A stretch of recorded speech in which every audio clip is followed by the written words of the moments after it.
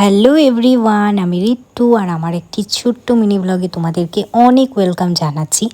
তো সকাল থেকে ঝমঝমিয়ে বৃষ্টি হচ্ছে, আকাশ পুরো কালো হয়ে আছে। একবার করে বৃষ্টি থামছে, আবার একবার করে হচ্ছে। আকাশ কিন্তু আজকে পরিষ্কার নেই।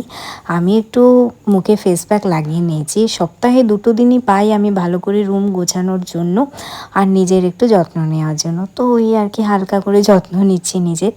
একটা জিনিস যাই বলো না ফ্রেন্ডস, মেয়েরা কিন্তু বাইরের পাশাপাশি বাড়িটাকেও সুন্দর করে সামলে রাখতে পারে। এটা শুধু মেয়েরাই পারে। ছেলেরা কিন্তু শুধু বাইরেটাই সামলাতে পারে, বাড়িটা কিন্তু সামলাতে পারে না। তো এই আর কি অনির্বাণ পুরো উইকটা ধরে রুম টুম সব নোংরা করে রাখে, সাথে জামা কাপড়গুলোকেও এরকমই রেখে দেয়। মাঝে মাঝে মন গেলে কাচে, মাঝে মাঝে ওই রকমই থাকে।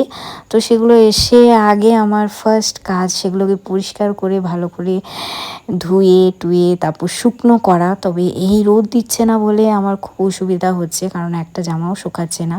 তারপর লাঞ্চে ছিল আজকে অনেক ধরনের খাবার, যেমন মাছ মাখা, শুশনি শাক, তার সাথে চচ্চড়ি, বাঁধাকপি, ওল ভাতে, পোস্ত, তার সাথে একটা কাগজিও নিয়েছি, সাথে একটা পাঁপড়ও ছিল।